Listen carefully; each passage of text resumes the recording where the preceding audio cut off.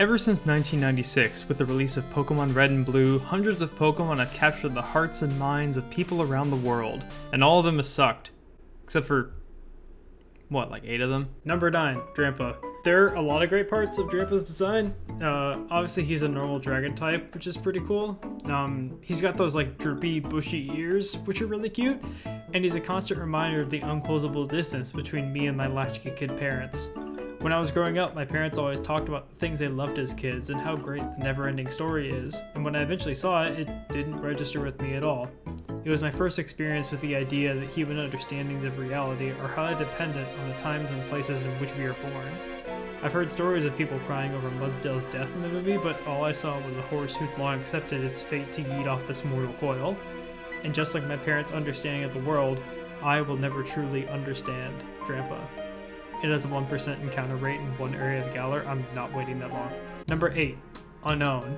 People seem to think this creature's name is pronounced Unknown because it's supposed to be mysterious and it's the canon pronunciation in the anime or whatever, but if you look at its name, that's not the case at all.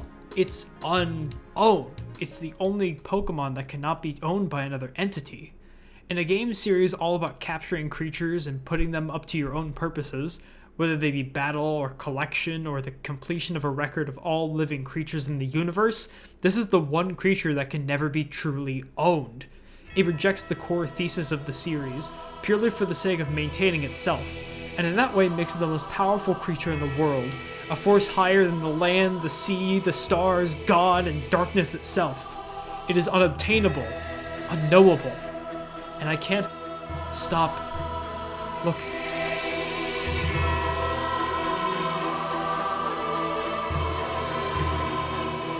Except for this one, how is it supposed to be a G? Number 7, Sigilith.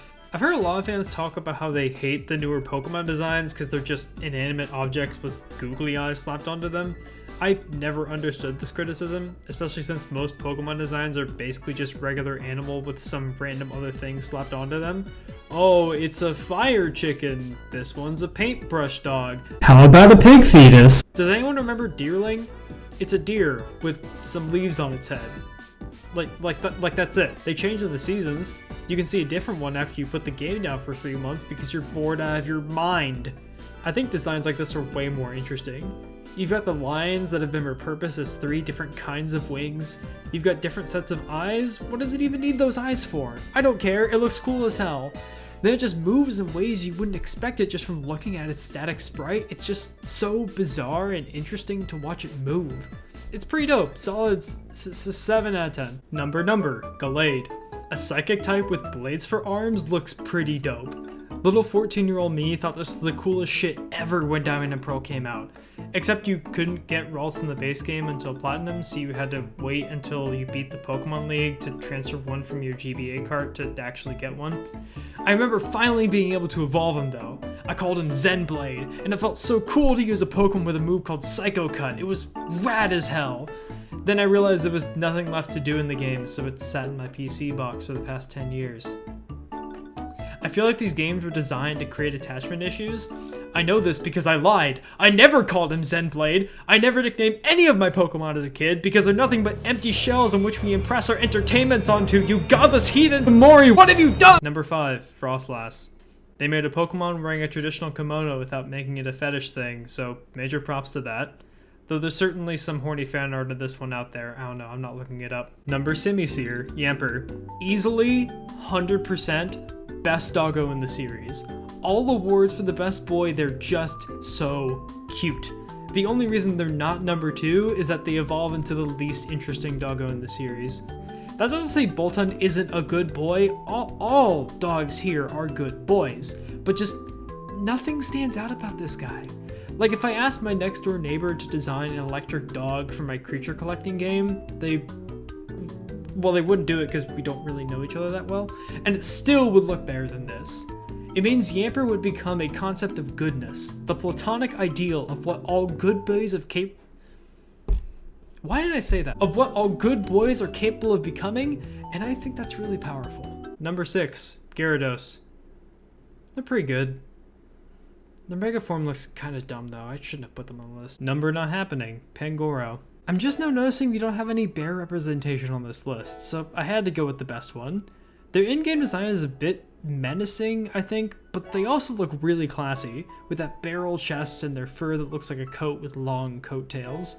I've always imagined that outside of combat they have these like berserk moments where they have some actual character and are sensitive and vulnerable. I kinda want to do another run of S.H.I.E.L.D. where in between gyms I just spend some time with them making potato curry or banana curry or... what? Number Temtem.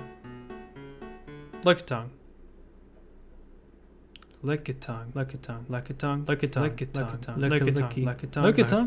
Lickitung. Lickitung. Lickitung. Number... ah shit, which one are we on again? I don't know, what's gonna piss people off more? Garbodor? Klefki? Maybe I could pretend to know what Digimon is for an awful joke? Or something from Pokemon Uranium, like that Steel Grass Cat starter? Actually, can we talk about how that game does their starter designs like way better than all the main series games? Or how it turned the Elite Four into a tournament arc before the main series did, and the way they did it was infinitely better? I could honestly talk all day about the things Uranium does better than the main series games.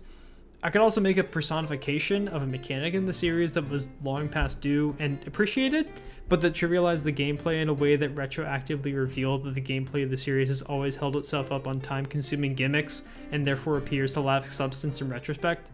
I could put in a Danganronpa character because the non sequitur is the soul of radical art.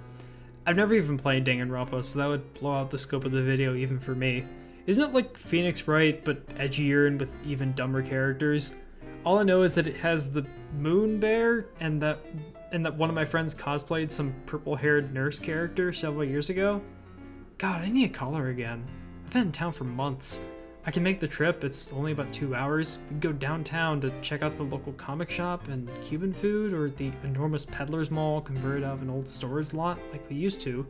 And I could take some pictures for this section, because I could be doing so many better things with my time.